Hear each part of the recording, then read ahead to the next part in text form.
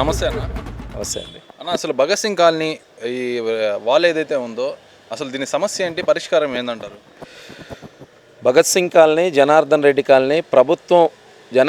Colony ప్రభుత్వం ఏర్పాటు చేసిన layout. Bhagat Singh colony CPM party, communist పార్టీల పోరాట ఫలితంగా ఏర్పడినటువంటి కాలనీ అది.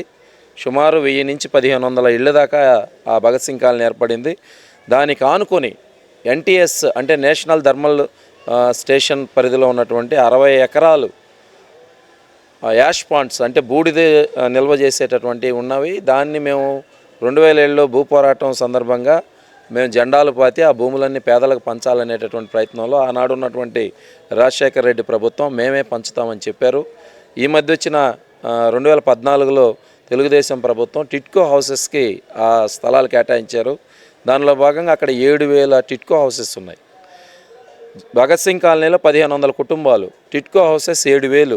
పక్కనే జగనన్న ఇళ్ళు అని చెప్పి 6 అంకణాల చొప్పున ఏర్పాటు చేసినవి 9000 ఇళ్ళు. సుమారు అక్కడ ఉన్నటువంటి ఒక 25,000 ఇళ్ళు పెన్నా నది, ఒకప్పుడు అది పెన్నా నదే, పెన్నా నదిలో భాగంగా అవన్నీ ఏర్పడ్డాయి.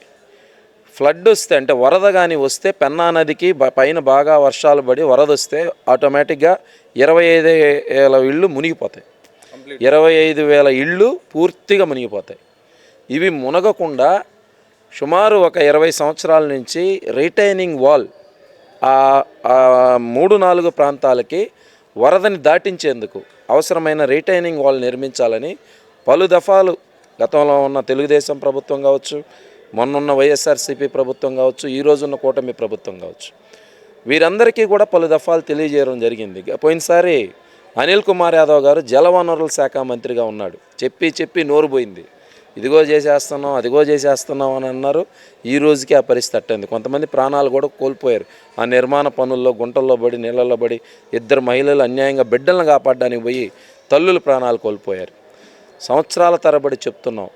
అది ప్రారంభమైన తర్వాత 2 సార్లు వరదొచ్చి మునిగిపోయాయి. ప్రజల కష్టాలు, ప్రజల బాధలు ప్రభుత్వాలకి పట్టడం లేదు అనడానికి ఈ రిటైనింగ్ వాల్లో నిర్మాణంలో జరుగుతున్న నిర్లక్ష్యం ఒక ముఖ్యమైనటువంటి తార్కాణం, ఉదాహరణ.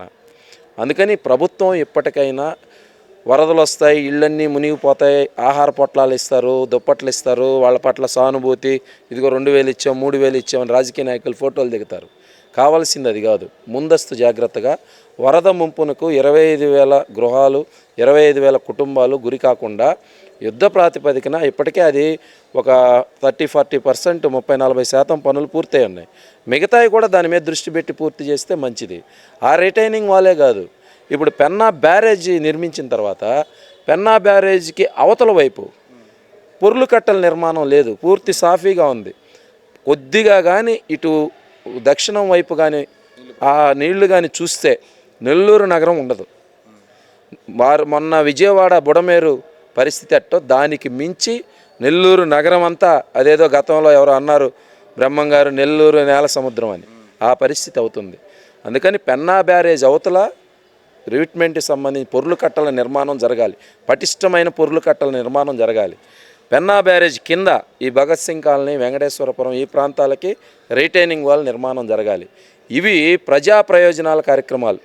అవి వదిలేసి పార్కులు, ఈ రోడ్లు, ప్రైవేటు ట్రాక్టర్ల పేరుతో కోట్ల రూపాయలు ప్రజల పన్నులు చెల్లించినటువంటి డబ్బుని దోచుకోవడం మీద శ్రద్ధ ఉంది. ప్రజలకు ఉపయోగపడే పనుల మీద అశ్రద్ధ ఎక్కువగా ఉంది.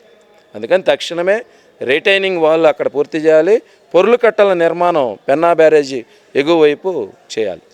నెల్లూరు నగరంలో అత్యంత పేదలు నివసించే ప్రాంతం భగత్ సింగ్ కాలనీ. వాళ్ళు రోజువారీ కూలి పనులు చేసుకొని ఏ రోజుకి ఆ రోజు పొట్ట గడుపుకునే పరిస్థితి భగత్ సింగ్ కాలనీ వాసులది. అలాంటి భగత్ సింగ్ కాలనీ వాసులు గత 25 ఏళ్ళుగా అక్కడ వరదకి గురవుతానే ఉన్నారు. వర్షాలు వచ్చిన ప్రతిసారి కూడా ఆడ మునిగిపోతానే ఉన్నారు. జిల్లా అధికారులు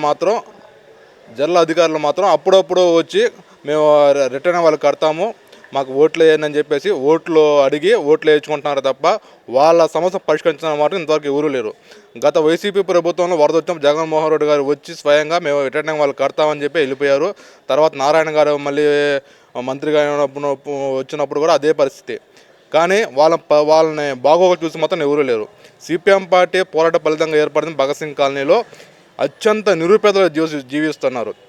అదే కాకుండా వీళ్ళందరూ కూడా రోజువారీ కూలీలు చేసుకోవడమే కాకుండా వాళ్ళందరూ గత మన అనిల్ కుమార్ గారు గెలిచిన ప్రధానమైన కారణం భగత్ సింగ్ కాలనీ.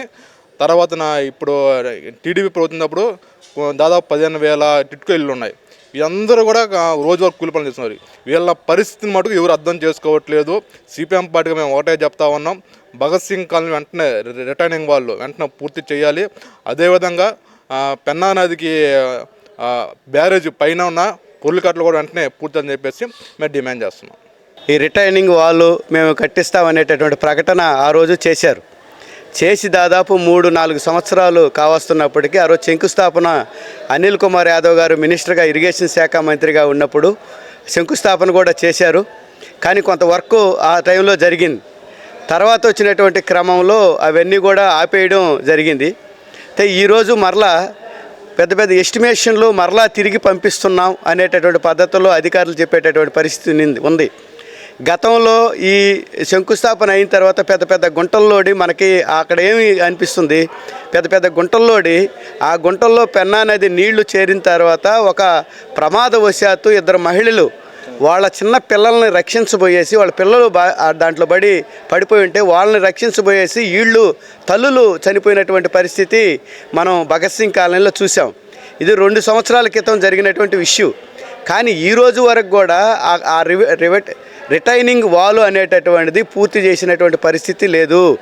మరలా వరదలు వస్తున్నాయి, మరలా పెద్ద పెద్ద గుంటలు లోడేసి అక్కడే వదిలేసినటువంటి పరిస్థితి ఉంది. ఎక్కడ కూడా సేఫ్టీ ప్రమాద హెచ్చరికలు అనేటటువంటివి ఈ మధ్య ఇప్పుడు పెట్టారు. మొన్న ఒక యాక్టివిటీ చేసిన తర్వాత నిన్న పెట్టారు ప్రమాద హెచ్చరికలు. లస్కర్లను పెట్టి ఆడ కాపలా పెడతామని చెప్పేసి అధికారులు చెప్పారు. కానీ ఈ రోజుకి కూడా లస్కర్లు అనేటటువంటి వాళ్ళు పెట్టి ఆడ పిల్లలు అటు పోనీయకుండా సేఫ్టీ అనేటటువంటిది లేకుండా ఈరోజు ఉంది. అంతేకాకుండా ఈరోజు హై లెవెల్ నుంచి వాటరు 1000 క్యూసెక్కులు అంటే 50,000 అనేటటువంటి పైన వరదలు పడిన తర్వాత క్యూసెక్కులు వదిలేటటువంటి పరిస్థితి ఉంది. పెద్ద పెద్ద గుంటల్లో దాని కారణంగా కోతకి గురైపోయేసి అనేక ఇళ్ళు పడిపోయేటటువంటి ప్రమాదం ఈ రోజుకి కూడా ఉంది. దాదాపు మొత్తం కూడా ఇసుక నేల కాబట్టి కోతకు గురైపోయేసి భయాందోళనలో భగత్ సింగ్ కాలనీ ప్రజలు గుప్పుమంటూ భయాందోళనలు ఉండేటటువంటి పరిస్థితి ఈరోజు ఉంది. ఏ రోజు ఫ్లడ్ వస్తుంది లేదంటే ఏ రోజు వరద వస్తుందో మేము ఎక్కడికి వెళ్ళాలనేటటువంటి పద్ధతుల్లో కూడా వరద వస్తుంది వర్షాలు వస్తుందంటే అనేక మంది ఇళ్ళు ఖాళీలు చేసి దాదాపు 10 రోజుల పాటు బయటికి వెళ్ళిపోయేసి వాళ్ళ బంధువుల దగ్గర ఉండేసి వచ్చేటటువంటి పరిస్థితి కూడా ఈరోజు ఉంది. అందుకని దాదాపు ఏదైతే ఆగిపోయింది మరలా ఏం చెప్తున్నారు, ఎస్టిమేషన్ అనేటటువంటి ఒక ఎస్టిమేషన్ జరిగింది, కాంట్రాక్ట్కి ఇచ్చారు, సగం కట్టారు. మరలా ఎస్టిమేషన్ ఏముంది, మరలా ఎస్టిమేషన్ వేసి లో లెవెల్కి వెళ్ళాలంటే గట్టు తగలాలనేటువంటి పద్ధతుల్లో మరలా రెండోసారి ఎస్టిమేషన్ అనేటటువంటి చెప్తున్నారు. ఈ పని వలన ఆ గుంతల్లోడిన దాని కారణంగా ఇళ్ళు కూలిపోయి ప్రమాదాలు కూడా కూడా మళ్ళీ భగత్ సింగ్ కాలనీకి వచ్చేటటువంటి పరిస్థితి ఈరోజు ఉంది. అందుకని మేము ఒకటే చెప్తున్నాం, ఏదైతే రిటైనింగ్ వాల్ అనేటటువంటి మీరు ప్రారంభించారో త్వరితగతిన ఈరోజు ఒక 3-4 ఒకే కాంట్రాక్టర్ అనేది చెప్పబడలే, దాదాపు ఒక 5-6 మందిని కాంట్రాక్టర్లు పెట్టి ఆ ప్రాంతంలో ఉండేటటువంటి ప్రమాదానికి ఆ భగత్ సింగ్ కాలనీ ప్రజలు వరద ముప్పుకి గురి కాకుండా త్వరితగతిని పూర్తి చేయాలంటే ఒక 5 మంది కాంట్రాక్టర్లకు ఇవ్వచ్చు. కానీ అట్లా ఇవ్వట్లా ఇప్పుడు ఉండేటటువంటి ప్రభుత్వం. ఒకే కాంట్రాక్టర్ వాళ్ళ దగ్గర ఏమొస్తుంది, వాళ్ళ దగ్గర కమిషన్ ఏ విధమైనటువంటి పరిస్థితులు ఉందనేటటువంటి ఆలోచన ఏమన్నా ఉందా లేదో మాకైతే తెలీదు. లేదనంటే ఒకరికి ఎందుకు ఇవ్వాలి, ఒక 5-6 మంది కాంట్రాక్ట్కి ఇచ్చి త్వరితగతిని పూర్తి చేశారనుకోండి, ఈ వర్షాకాలంలో వరదలు రాకుండా ఆ ప్రాంతంలో గతంలో అనేక పర్యాయాలు భగత్ సింగ్ కాలనీ దాదాపు ఏర్పడి 22 సంవత్సరాలైంది. ఈ రోజుకి అనేక ఫ్లడ్లు వచ్చేసి సర్వం కోల్పోయిన ఇళ్లలో టీవీల దగ్గర నుంచి పరుపుల దగ్గర నుంచి ఏ వస్తువు కూడా లేకుండా సర్వం కోల్పోయినటువంటి పరిస్థితి కూడా ఉంది. ప్రభుత్వం ఏం ఇస్తుంది, 2,000 రూపాయలు, దాదాపు ఒక 5-6 లక్షలు నష్టం జరిగితే 2,000 రూపాయలు ఇచ్చి చేతులు దులుపుకునేటటువంటి పరిస్థితి ఉంది. ఆ 2,000 కూడా ఇవ్వలే. నువ్వు రిటైనింగ్ వాళ్ళు కట్టారనుకోండి, వరద రాలేదనుకోండి, 2,000 కూడా ఇవ్వలే. అందుకని మేము ఒకటే విజ్ఞప్తి చేసేది ఏంటంటే ఇప్పటికైనా కానీ ఒక 5-6 మంది కాంట్రాక్టర్ని పెట్టి త్వరితగతిని పూర్తి చేసి భగత్ సింగ్ కాలనీ వాసులని వరదల ముప్పులకు కాకుండా భగత్ సింగ్ కాలనీ ప్రజల్ని కాపాడాలని చెప్పేసి మేము విజ్ఞప్తి చేస్తున్నాం. సో చూశారు కదా, భగత్ సింగ్ కాలనీ కానివ్వచ్చు, జనార్దన్ రెడ్డి కాలనీ కావచ్చు, ఈ వరదలు ఏవైతే ఉన్నాయో ఈ వరదల కారణంగా ఇబ్బంది పడకుండా ఉండాలి అని చెప్తే ఏదైతే రిటైనింగ్ వాల్ కంప్లీట్ చేయాలని చెప్పి ప్రభుత్వం అధికారులు దీని మీద స్పందించి తొందరగా కంప్లీట్ చేయాలని చెప్పి కూడా మా సాస్ టీవీ తరపు నుంచి కోరుకుంటూ ఉన్నాం.